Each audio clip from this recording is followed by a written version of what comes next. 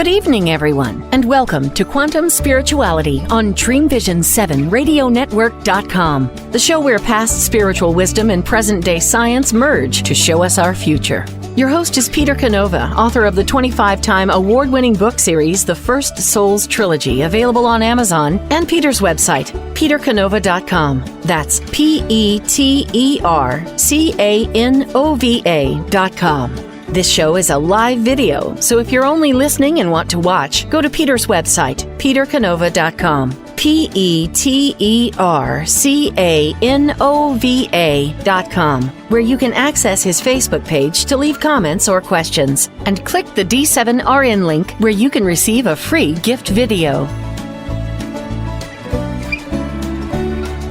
Hello, friends, followers, and listeners. I'm your host from Quantum Spirituality, Peter Canova. This is the show where the past and the present merge to unlock the mysteries of our future. I just want to remind our new listeners that you may want to go back and listen to the first 3 shows, because this show builds one episode on the other. It's kind of instructional in a way. And in the first 3 episodes in particular, we provide a framework to understand some of the issues that we speak of on quantum physics and on spirituality in the later episodes. So we have a great show lined up for you today. And without any further delay, please listen to it and enjoy. And join us every Tuesday, first Tuesday of every month, for Quantum Spirituality. Hello, everybody. This is Quantum Spirituality, broadcasting from sunny Florida, the great state that handled its COVID crisis admirably without scaring its citizens to death and ruining its businesses. And one day, I think we'll have a show on a subject that a lot of people in the consciousness field avoid, which is consciousness and politics. But before we start today's show, I have a major announcement for you. Those of you who have been to my website, petercanova.com, have probably seen the blurb on the Quantum Spirituality book. I'm very pleased to announce that we now have a publication date. The book has been picked up by a Simon & Schuster imprint, and it's due to be published in the spring of next year. So if you watch this podcast or you keep checking out my website, I'll make announcements about any updates on that timetable. And I think you're going to find this book extremely interesting because it represents 35 years worth of research into the fields of ancient spirituality and quantum physics. And the book shows how they're essentially saying the same thing, though 2,000 and 3,000 years apart, about the creation, the origin of humanity, and the whole operation of reality. So there's some pretty fascinating subjects that are broken down to be easily readable. The 35 years worth of research also was the basis for the thematic underpinning of the 25-time award-winning First Souls Trilogy, which I'm sure a number of the viewers have read. So you'll probably find Quantum Spirituality doubly interesting after having read the trilogy. But in order to give you some idea of what the book is like, I'm going to read you an excerpt of the first chapter. So I hope you will kind of get where it's heading. And also, when the book comes out, check it out. Quantum Spirituality, Chapter 1, Getting Started. Energy matters. Einstein's famous equation, E=mc², revealed that the matter on which we are so fixated comes from and is interchangeable with material energy. They are the same thing in different forms. Solid matter, including our bodies, is really a form of unsolid energy. So reality works like this: energy to subatomic particles, to atoms, to molecules, to the objects we see. Furthermore, subatomic particles, the smallest units of matter, contain just a tiny percentage of mass or matter. 99% of atoms are energy, light, and space. Only 1% is actual matter. Our seemingly solid world is made of particles in motion with mostly space in between. That's an accepted fact. Yet we build our reality around the material 1% and largely ignore the 99%. The far vaster matrix of non-material forces from which matter comes. At the smallest scales, material particles don't even exist. Only energy does. This alone indicates we're experiencing and living in a form of illusion, yet something must be projecting this illusion. Imagine yourself born into a solitary room with everything you need to survive, so that all you know is that room. But one day you learn that this is just one room in a structure with multiple other rooms beneath yours. Wouldn't you want to see what's in those other rooms and how they might affect you? In other words, wouldn't you like to experience those other realities? The notion that hidden layers of reality exist in higher frequency forms has great supporting scientific evidence, but our five senses can't detect that. It's counterintuitive to what we see and experience. The information in this book will help us lift these veils and show why we need to start a journey to tear away the barriers between us and the underlying dimensions.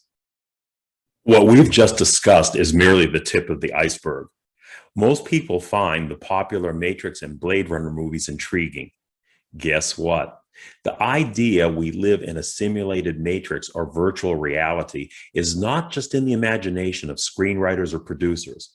People from mainstream scientists to Tesla's Elon Musk are taking that idea very seriously and not based on abstract whims. The Matrix and Blade Runner films were based on ancient Gnostic mystical wisdom described in this book, supported by new findings in physics. Evidence indicates that our universe is formed from unseen dimensions. Our reality may be a cosmic holographic projection of higher dimensions, like the settings and characters on the holodeck of the popular Star Trek Next Generation TV series. If this sounds far-fetched, read on. How can this book help you? It's about grasping the nature of reality, the origin of life, the purpose of creation, and how you can navigate your path through it. If that still sounds too abstract for you, consider the following. The smartest people have a philosophy or view about life that goes beyond working, eating, and watching TV. Once you begin to comprehend how reality might truly work, once you better understand the source of our consciousness and grasp the big picture that is the creation and your place in it, think of how much less fear, less anxiety, and more control you could exert over your life. You can even reach a certain point of knowledge and practice where you develop an inner confidence, like having an invisible army supporting you. The pieces of any puzzle you're facing then seem to fall into place in ways you could never imagine before. What's important here, and what this book attempts to do, is to help you establish and grow your own knowledge base. This framework of wisdom will enable you to work with the forces that can propel you to the highest levels of achievement you can attain in this life and beyond. The spiritual journey. This personal growth process is like building a never-ending skyscraper where you forge a foundation of knowledge, then build stories upon it by accumulating new levels of awareness. Sometimes, as in many complicated construction projects, you have to go back and make revisions. What you may think of as the truth at any given time can be replaced by newer, higher revelations or information. I'm speaking of an open-minded learning experience. Here's how religion and spirituality differ. Religion usually claims to possess the truth, as if truth could be contained in a box. Spirituality, by contrast, is an open-ended exploration, a constantly unfolding subjective journey where each of us arrives at some view of the truth through different doors. Religion beckons the traveler to stay in the confines of the church, synagogue, or mosque. But the spiritually minded person takes what he or she can, says thank you, then moves on to the next way station along the path, because truth is a journey, not a fixed stop. Consciousness begins with you. As this voyager of knowledge, you are going to learn about the nature of consciousness and the role it plays in the creation of reality, both from the mystical and scientific perspectives. Here is where you can start to look at practical uses of your mind to create a better life for yourself. Know thyself, as it is above, so it is below. Within these two ancient wisdom sayings lie the key to understanding the nature of reality, both our personal reality and the wider creation we experience around us. If consciousness permeates everything, then we can trace its operation within us and see that we are truly smaller reflections of larger forces that created the universe. We mirror the vast energies that shaped the great stage we call life, and consciousness is the stuff from which that stage is built. Where do you want to live? You have two choices in life. You can live in the basement, going the flow of your daily routine, having limited comprehension of the world around you, or you can build that skyscraper previously described and better view the panorama of life. Living in the world of the five senses is like seeing the tip of the iceberg and ignoring what lies beneath. That sank the Titanic, and such ignorance can sink you too in so many different ways. The Gnostic Gospel of Thomas said something over 2,000 years ago that Carl Jung and modern psychology has only recently recognized. If you bring forth what is within you, what you bring forth will save you. If you do not bring forth what is within you, what you do not bring forth will destroy you. The ancient mystics knew, and quantum physics is now discovering, that our world is but one link in a chain of dimensional existence. It's quite likely the lowest and most ignorant link in that chain, which can be experienced as hell. But if the secrets of creation lie sleeping within us, we can break the chains of illusion by working with consciousness to open up new vistas. Thesis. I call the central premise of this book a thesis. A hypothesis is an assumption made for the sake of testing before any research has been completed. A theory, on the other hand, explains phenomena already supported by data. A thesis is a statement or theory that is put forward as a premise to be maintained or proved. This book takes quantum theories with established experimental data, then cross-references or validates them with psychology and mystical wisdom to demonstrate the existence of higher realities. Here's the book's stated thesis. Objective reality does not exist except in the mind of an intelligent master consciousness that manifests itself through multiple frequencies, like a radio signal broadcasting through different bandwidths. This consciousness is like the light of a movie projector, and it emits an energy field called the quantum wave potential in physics. Like flour used to make a variety of foods, the energy field is the raw ingredient that consciousness draws upon to form different interpenetrating realities or dimensions of existence. These dimensions form, affect, and support each other in descending levels of vibration down to the dense matter of our perceived physical world. Personal human consciousness is part of this master consciousness, but operating in a greatly limited frequency of awareness that makes us think that we are separated from the whole. Human beings are the bridge between the material world and the higher dimensions of consciousness. But we must awaken to this reality to activate our innate creative power. The frontier of discovery. We'll discuss the properties and operations of consciousness and the energy field in coming chapters. But you may wonder why more people aren't aware of this information.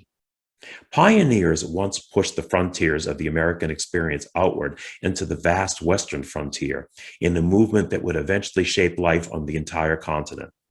But the information from the edge of the frontier took time to reach and be absorbed by the more older settled areas back east.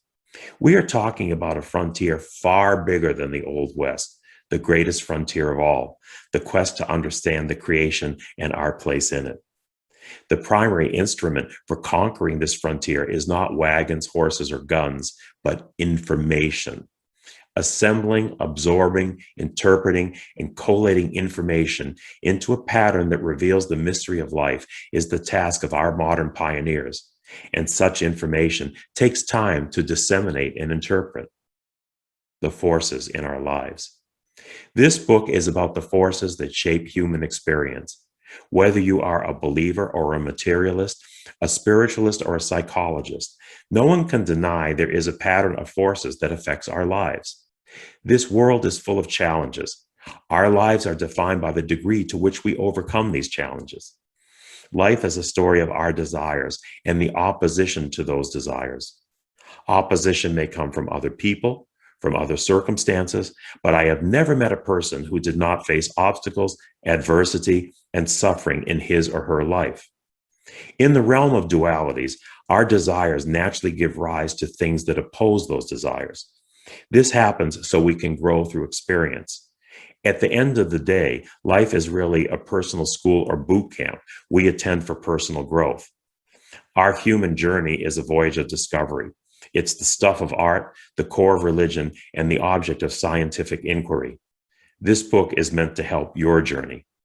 Within these pages lies a kind of pathway, a yellow brick road with signposts along the way. These waypoints will help you chart your own course to help your journey and gain some control over your experience so the trip gets less stressful. In a true irony of cosmic proportions, you will see how the salvation of science lies in our past, the salvation of spirit in our future, and the salvation of humanity may lie in the marriage of science and religion reborn to common insights about our origin, destiny, and purpose. So, my fellow travelers, bon voyage, and let's continue the journey that may change your lives. And that's what quantum spirituality is really about, changing lives through changing our consciousness. And this really segues into the topic of our show today, which is writing and consciousness, and how you can use writing as a tool to get in touch with your own higher conscious self. Years ago, I was in London, and I went to the British Spiritualist Association, and I got the name of an elderly lady who did automatic writing. So you can get readings from people using all kinds of tools, various types of cards or whatever. This particular lady did stream of consciousness writing, and she lived in a colorful area of London, the Marylebone district. And I went up to her little flat, and it was kind of classic, just what you would expect. It was like almost like a Mrs. Marple type of layout there with, like old antique looking furniture, slightly in, disarray, and very much kind of set the mood for what you would expect as an encounter for, in British spiritualism, which incidentally in Britain, unlike in the United States, the psychic and the spiritual world, the alternative dimension, it really seems very, very much a part of their lives and accepted as an intrinsic part of their lives. Whereas over here, it's kind of treated as an unusual or a sort of a special exception. England or UK is an older country, and their folklore and their various traditions obviously date back much further than ours. Maybe that has something to do with it. But in any case, I sat down at a round table opposite this lady, and we exchanged a little bit of information. And then she started to do her thing, which basically she had her eyes closed or half closed.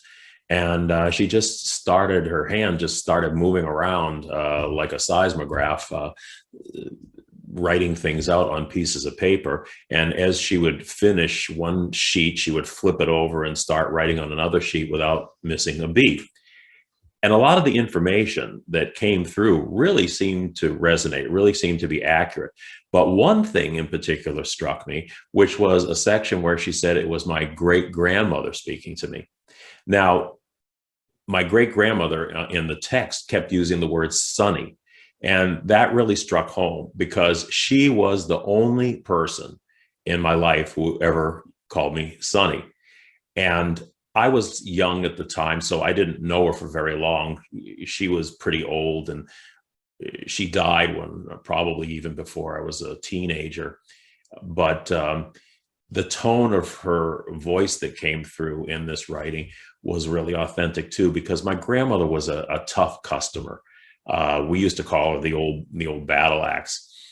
She wore a crucifix or a black dress and a crucifix around her neck, like many Mediterranean widows do. And this crucifix was so huge, I think it used to weigh her neck down, so she used to slouch. But she always used to walk around with a Bible tucked under her arm and wagging her finger at you for one thing or another. And the tone that came through in this writing very much sounded like my grandmother's personality, in addition to the whole sunny business. So I think it was pretty authentic, a good reading, and kind of spot on. Now, this writing in a psychic context really has a wider expression in the whole creative field, because artists of all stripes, painters, sculptors, musicians, all employ this connection with their deeper consciousness to produce the greatest works. I mean, when you think of something like Beethoven's Ode to Joy of the Ninth Symphony, I mean, it practically lifts you like up to heaven. It's just so beautiful. And you know that that's inspired from a very, very deep place. That did not just come from Beethoven's ordinary waking mind. And I believe the best writing also comes from that deep place, because I can almost detect when you read a book and you read the sort of, popularized novels like the Tom Clancy novels and so forth, or James Patterson novels, and not to put those guys down, but obviously they're writing, kind of shallow but interesting action adventure type of books. Nothing wrong with that. But the real great classic works, the things that stick with you, the ones that have the beauty and the power and the majesty about them, that those authors are the ones who really have touched very deep levels of their soul, which means very deep levels of their consciousness, in order to bring that information forth. And that, I think, is what makes outstanding art and what makes outstanding writing.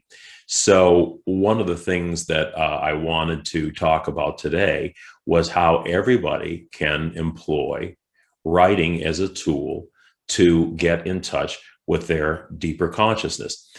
I remember when I was first taking writing classes, that in a couple of these classes, they had these exercises that were specifically designed to be stream of consciousness, kind of word associations and things that would quickly flow from one image to another. And it was designed to get us as writers in touch with our subconscious, where a lot of powerful information resides. I mean, you would be shocked if you could somehow get a computer readout of everything that's buried in your subconscious and unconscious mind. The amount of information and the depth of information that you've accumulated would absolutely astound you, but it's not immediately accessible to us because we operate at a different level of mind. I'm talking to you right now in my everyday waking consciousness. Other states I can get into would be deeper states where other types of information would come out in other types of settings. But most of us operate out of this daily consciousness, which gets us through, work and other things that we do throughout the day. But there is a method to use writing that can really be an instructive exercise to help raise consciousness. And I have some examples and some information I can give you about the different ways that writing can be used to be helpful. This is Dreamvision 7 Radio and TV Network and Quantum Spirituality with Peter Canova. I am your host, author of the 25-time award-winning First Souls Trilogy, which is available on my website, petercanova.com. That's PeterCanova.com. Please visit when you have a chance, and we'll be back shortly.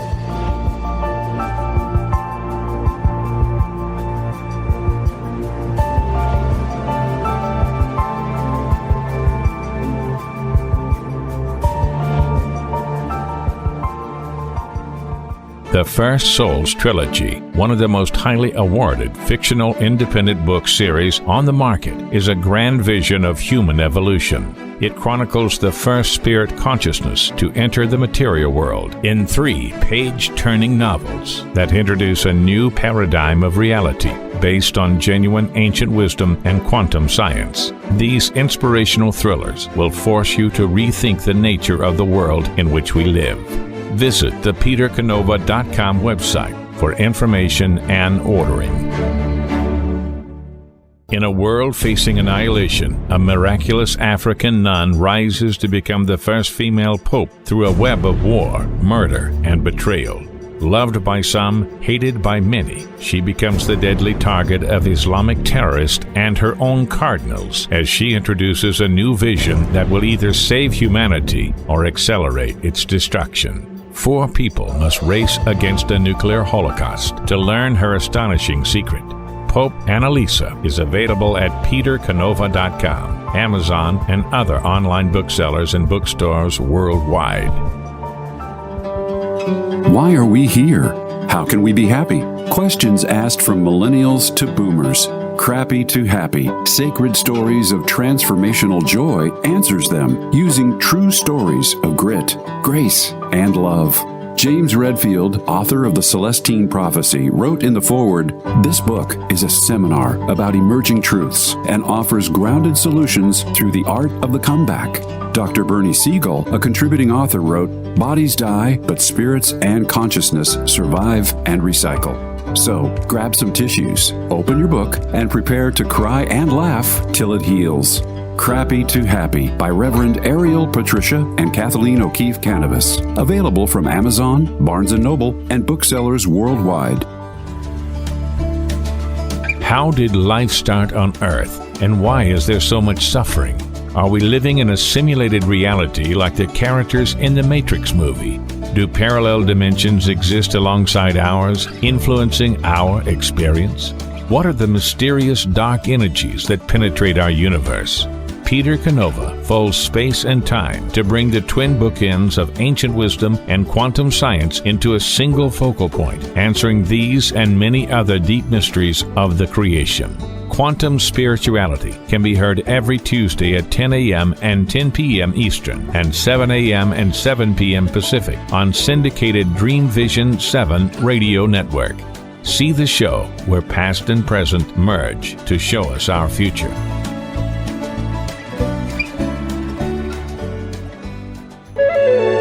This is Dreamvisions 7 Radio Network, uniting mankind with universal love. Our shows are created from the heart, bringing each listener to a place of divine enlightenment. Breathe, relax, and enjoy. Let life flow.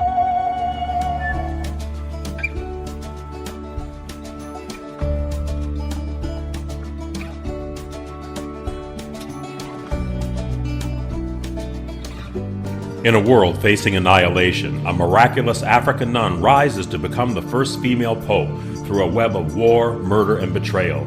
Loved by some, hated by many, she becomes the deadly target of Islamic terrorists and her own cardinals as she introduces a new vision that will either save humanity or accelerate its destruction. 4 people must race against a nuclear holocaust to learn her astonishing secret. Pope Annalisa is available at petercanova.com, Amazon, and other online booksellers and in bookstores worldwide.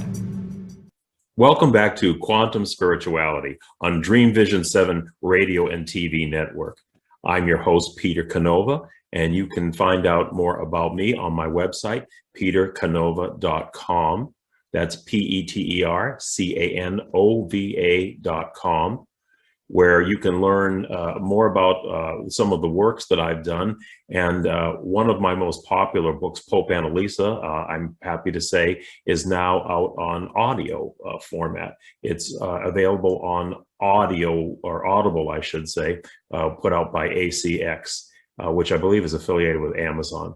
So please check that out when you have a chance. Also, if you have any questions or comments for me, you can leave them on my Facebook page, which is Peter Canova Author, or you can access that same page through my website.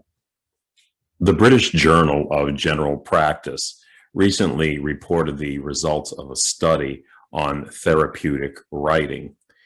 And what they said was that the process of therapeutic writing had demonstrated great improvements in people's mental and physical well-being, especially for people who were stressed or people who are suffering from various emotional traumas. And the therapeutic writing consisted of 20 minutes of taking an event in your life that was traumatic or very emotional for you, and essentially writing your thoughts about it. So I really do believe in this, and let me point out a couple of things. And this is not from the British Journal, but this is really my own thoughts on this. That we learned later or earlier in this show that an emotion is a thought attached to a feeling. Okay, so you want to really get in touch with your feelings when you're doing this therapeutic writing. And by that, I mean, don't overthink things. In other words, zero in an event that had meaning to you. And the easiest thing we can say is a traumatic event right here, something that deeply affected you in a negative way. And just really try and put yourself back in the emotional state you were at that time. And, emotions or feelings are really, more powerful than thoughts by themselves. They carry a different type of energy. So start to write down either words or phrases that you felt during this time, and let the thought, let the ideas flow out, maybe by association, one after another. One word or one phrase might trigger something else, might trigger another emotion, another feeling. But basically, you really want to describe how you felt about this without overthinking it. I mean, try and make it as automatic as you can. Just let the emotions flow out. It might just say good, terrible, whatever. But then you want to go a little bit deeper into well, maybe why did I feel like this, and then let those emotions come out. It sounds kind of weird in a way, I know, but believe it or not, writing really is cathartic. In other words, it's a way of getting stuff off your chest. It's a way of getting it out of your unconscious or deeper conscious mind and out into the open. It's kind of like airing out a dirty old closet. And I know that on another show here, a radio show, one of our hosts on Dreamvisions 7, Kat Canavas, interviewed Deborah Beauvais, who is the founder of Dreamvisions 7. And Deborah spoke about issues that she was having and how, this therapeutic writing really helped her out. Now, some people use what's called journaling, and that's kind of a long-term process where you keep a journal of things and reflect on it, which is fine. I have no problem with that. But I think it's almost more powerful to concentrate the exercise into these sort of singular bites of so many minutes where you just let the stuff flow out and put it on paper, no matter whether it sounds gibberish to you or whether you make a coherent story out of it. You can control exactly the words that you want to use to express this.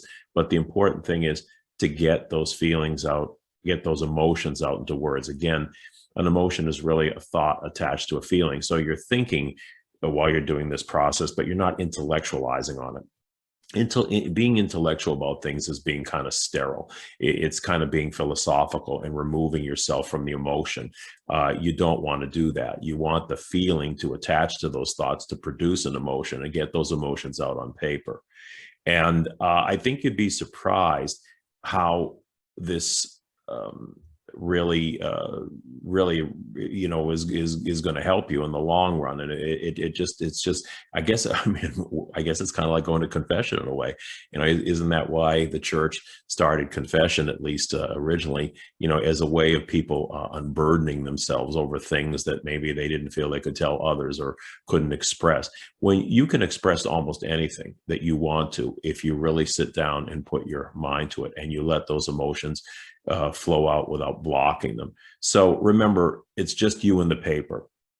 There's nobody that's going to sit around and judge you for this. You're certainly free to show it to somebody else if you want to discuss, but it goes from your mind and your hand onto paper, and there's nobody sitting around judging you. So be as honest and as open as possible in conducting this exercise. I really feel that when I started writing books, I was going through a lot at that time, a lot of different personal problems and things like that. And the writing of the book, the writing of Pope Annalisa, my first book, I really viewed as a cathartic experience. And the funny thing about it is that I came to recognize that all the characters in that book, which critics found to be so powerful, were just different aspects of my own personality. They were a lot of, we all have different aspects of our personality. We're not really just one person. We're a stream of complex and different inclinations, emotions, and so forth and so on. And we all have some, and sometimes conflicting aspects within us, conflicting aspects of personality. But we all have these aspects of our personality, which for the most part we're unaware of, because it all operates at the subconscious or the unconscious level. But you see, that's what therapeutic writing, or the kind of writing that I've been speaking about, expressive writing and creative writing, is really all about. At the end of the day, it's about us getting a story that we want to tell for ourselves primarily, and for others secondarily, out from the recesses of our mind out into the open. And this is the same process that we use in meditation, for instance, because what is meditation really? Well, meditation is a way to still our conscious minds, because once our conscious minds kind of go into a resting stage, then a whole nother mind takes over. And that other mind represents our deeper consciousness. Now, we can call it the subconscious, we can call it the unconscious, but it is a higher state of consciousness that's expressing itself through us, lying dormant within the recesses of our mind. But now, with the conscious mind being still during meditation, it has a chance to come to the front row and express itself and make itself known. And this higher consciousness contains valuable help and information for us, which otherwise we wouldn't access with our conscious minds. Because you see, when it's buried in this, any feeling, any thought that is buried in the subconscious of the conscious mind, more often than not isn't really helpful, because it's just like a bunch of disorganized garbage floating around in the back of your mind that clutters you up, and often it can be detrimental to you.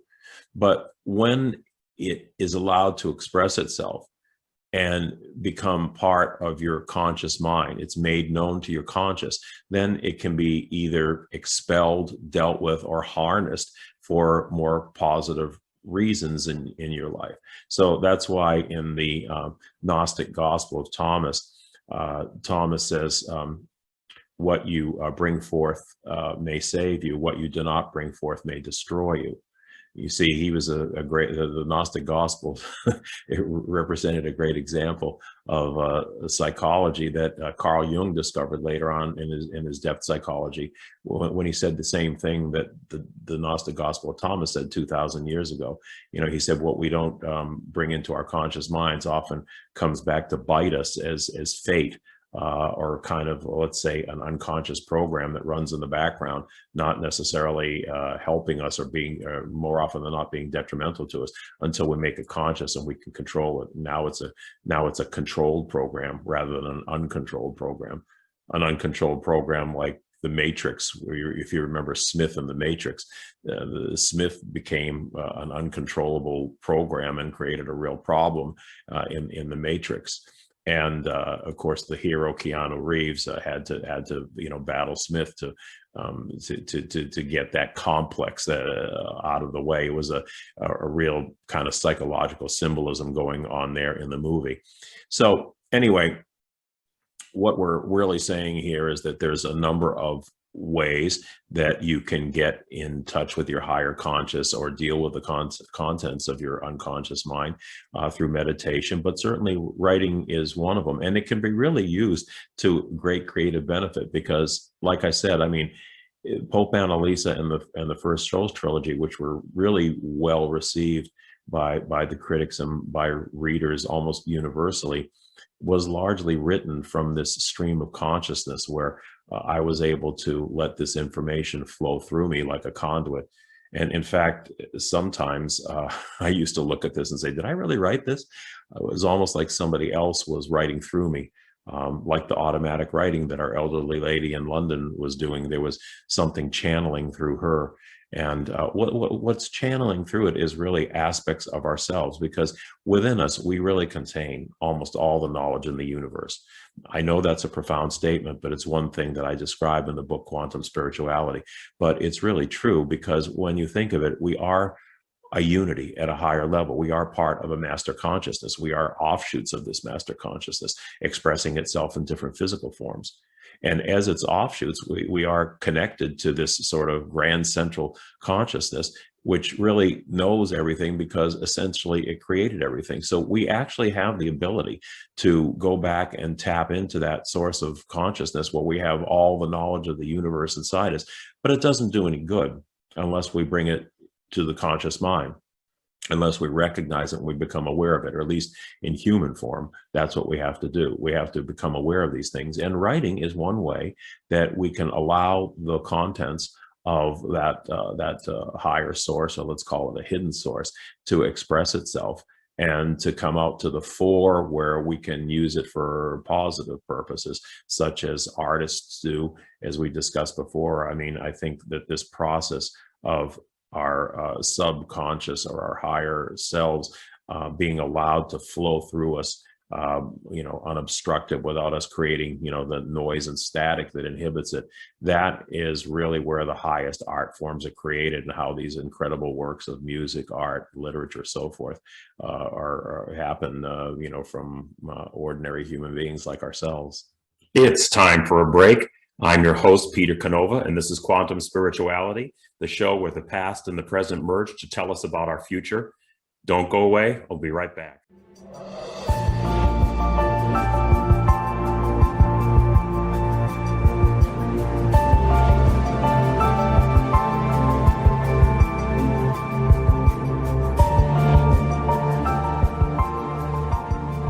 The First Souls trilogy, one of the most highly awarded fictional independent book series on the market, is a grand vision of human evolution. It chronicles the first spirit consciousness to enter the material world in 3 page-turning novels that introduce a new paradigm of reality based on genuine ancient wisdom and quantum science. These inspirational thrillers will force you to rethink the nature of the world in which we live.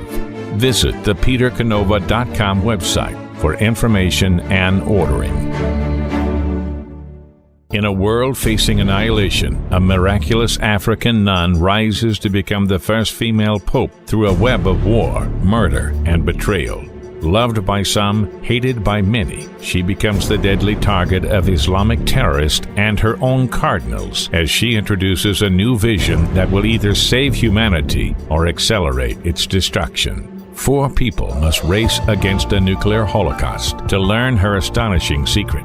Pope Annalisa is available at petercanova.com, Amazon, and other online booksellers and bookstores worldwide. What if dreams can diagnose your life? What if we can meet the love of our life in dreams? Join host Kat O'Keefe Canovis, the #1 internationally best-selling author of Dreams That Can Save Your Life, written with Duke University medical doctor Larry Burke. Dreaming Healing is where we'll explore dreams, research, and interpret dreams from you, the caller. Dreaming Healing shows can be heard every Tuesday at 9 a.m. and 9 p.m. Eastern, with live shows on the first and third evenings at 9 p.m. Eastern, 6 p.m. Pacific Time on syndicated Dreamvisions 7 Radio Network. Come live your dreams out loud with Kat. How did life start on Earth, and why is there so much suffering? Are we living in a simulated reality like the characters in the Matrix movie? Do parallel dimensions exist alongside ours, influencing our experience? What are the mysterious dark energies that penetrate our universe? Peter Canova fills space and time to bring the twin bookends of ancient wisdom and quantum science into a single focal point, answering these and many other deep mysteries of the creation. Quantum Spirituality can be heard every Tuesday at 10 a.m. and 10 p.m. Eastern and 7 a.m. and 7 p.m. Pacific on syndicated Dreamvision 7 radio network. See the show where past and present merge to show us our future.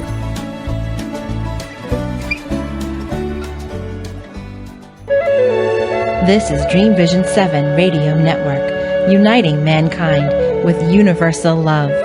Our shows are created from the heart, bringing each listener to a place of divine enlightenment. Breathe, relax, and enjoy. Let life flow.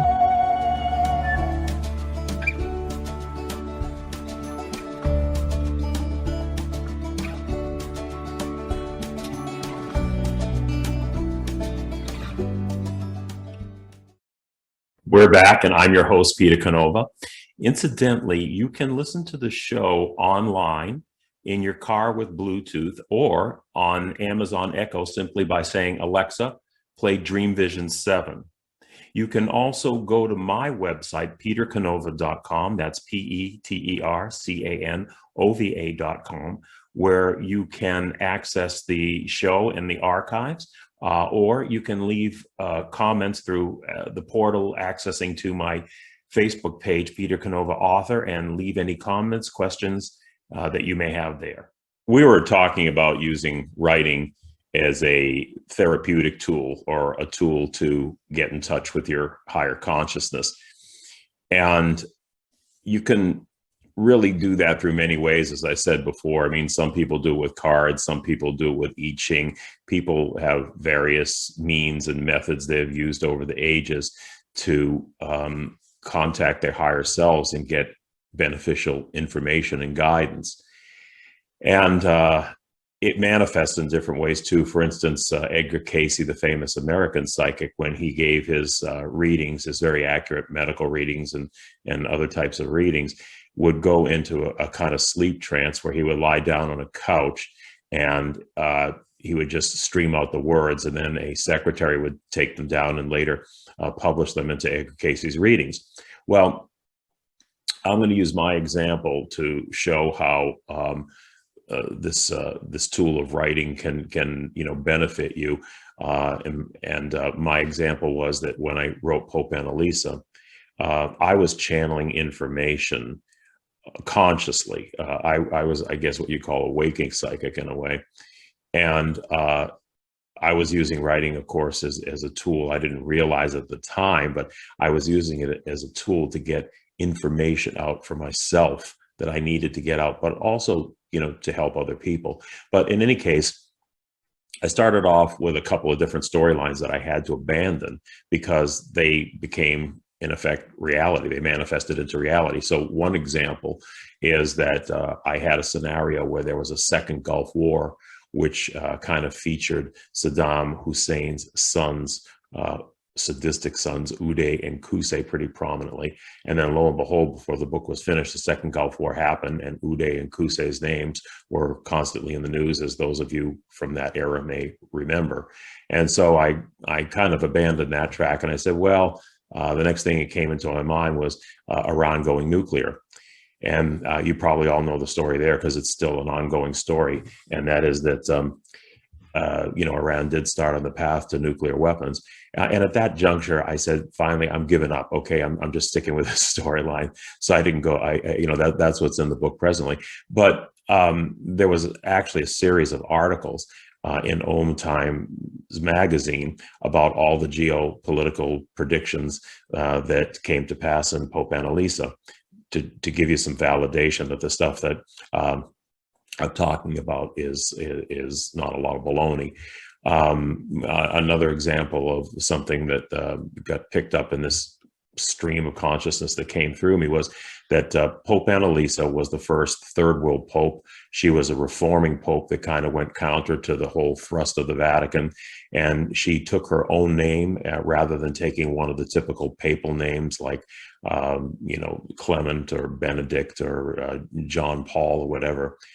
And then what happens? Well, we have Pope Francis come along, the first pope from a third world country, who took his own name rather than a papal name. And he was a reforming pope who has gone counter to a lot of the tradition of the Vatican. So, this is an example of how I was picking up on streams of events that were out there that had yet to manifest, but they manifested through my mind into the book. And it's not just a tool, as I said before, that you use for creative writing, but it really is a great way to discover things about yourself.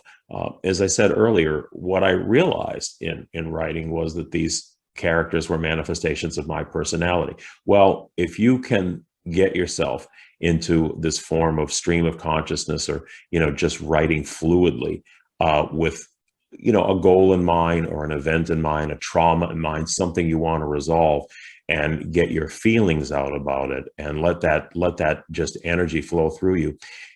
You'll be surprised over a period of time that these little separate, disparate chunks of information that you do in 10, 15, 20-minute segments, how they cohere and they come together to actually form a meaningful story that's going to resonate with you, and maybe point to or help you resolve some things that have been going on in your life, both recently and maybe throughout your entire lifetime. Okay, so I'm a Capricorn, and I don't want to leave you with a kind of mystical understanding of why this stuff works. I want to get into a little bit of the nuts and bolts of it. And I think the best way to have you understand this is by looking at this chart back of me. And if you're going to any good writing class, they teach you something called classical story structure. And classical story structure would really be more what you see on the right, but let me explain how the whole thing works to you. And the reason why classical story structure underpins most of the great writing works that we have is because it actually follows the whole process of life kind of in reverse. And what do I mean by that? Well, if you remember the Gnostic myths, which we've studied in previous shows, the Gnostic myths were the story of the soul's fall from a higher state down to a lower state, from a higher heavenly realm or spiritual realm into a material condition. And in the process of doing this, the soul goes through certain stages. First of all, there's a disturbance. There's something that's in the soul's being that's kicking at it and telling it that it has to take a different direction. And it crystallizes in a desire to express individuality apart from the sort of hive-mindedness of the whole, in effect. And so the soul then departs on a journey to express and find its individuality. And along the way, it meets the opposition of these various dark forces. But eventually it comes to a resolution, and it finds itself down in a material form, embodied in material form. Okay, so that was the transition from the soul, from the higher to the lower level. Now, the classic story structure just traces that in reverse. Okay, so what happens is you start off at a lower state and you progress to a higher state. The soul finds something lacking in where it's at. It kind of maybe feels the echo of its high spiritual state before, and it's thinking, wow, there's got to be something else here. So it crystallizes into this disturbance crystallizes into a desire or an awareness that it wants something else. It wants something better, a better state than what it's in. And in trying to achieve that, it runs into all kinds of opposition from forces that look to suppress or retard its movement upward. In the story of in classic literature, this would be happening to a character. So the character meets all kinds of opposition, and opposition and conflict is really the driving factor in all literature, which literature 101, it's all about composition and conflict, because that's what propels the energy of a story, and that's what the character has to overcome to grow, because ultimately the story is about the growth of the characters. So eventually there is a resolution where the character achieves the goal, and then there's a transformation, and the character is no longer what they once were, but they have now achieved sort of a higher or more enlightened or better state of being. They're in a better place than they were. And this is the evolution back upward. So just to give you a real life example, let's look at Lord of the Rings. And you have Frodo, who starts off as a hobbit, everyday average hobbit. And he's in a sheltered environment of the Shire, but the ring is thrust on him. It causes a disturbance in his life. He now crystallizes that into the desire, because he has the realization that he has to destroy the ring to save the civilization of Middle Earth. And of course, along the way, he meets opposition from all the evil forces, the orcs and Sauron and all the evil forces that are seeking to destroy him before he can destroy the ring. But he achieves his goal. He destroys the ring, and that's the resolution. And now he's transformed. He's now a hero. He now assumes heroic proportions. He's no longer a simple hobbit, but he's actually allowed to cross the sea to the blessed realm, where no mortals are supposed to be able to go because of what he has achieved. So here you see it in classical story structure, how it works in the real life example of Lord of the Rings. Anyway, the therapeutic or creative writing works because it allows you to get out the stages of life that you're in, that we're seeing on this chart here. It allows you to focus on, what's bothering you. What is your desire? What are the forces that are preventing you from achieving that desire? And you start to crystallize these things. And when you start to make sense of these things, you can deal with them, and you can deal with them in a way that is makes you feel like you're more on top of things. Instead of sitting around being puzzled why you're so miserable, you can now deal with this stuff out in the open. And that's why it helps you get in touch with your consciousness, and it helps your health, it helps your well-being, and so forth. So anyway, we're running out of time now, and we'll have to just say that hopefully this was a good learning experience here, and we will see you on the next show. This ends today's segment of Quantum Spirituality, the show where the past and present merge to show us our future. Join us the first Tuesday of each month for cutting-edge information and informative new episodes. This show will be archived on the Quantum Spirituality Dreamvisions 7 Radio Network website page, and also accessible at petercanova.com. That's petercanova.com. This ends today's segment of Quantum Spirituality, the show where the past and present merge to show us our future. Join us the first Tuesday of each month for cutting-edge information and informative new episodes. This show will be archived on the Quantum Spirituality Dreamvisions 7 Radio Network website page, also accessible at petercanova.com. That's petercanova.com. This is Dreamvision 7 Radio Network, uniting mankind with universal love. Our shows are created from the heart, bringing each listener to a place of divine enlightenment. Breathe, relax, and enjoy. Let life flow.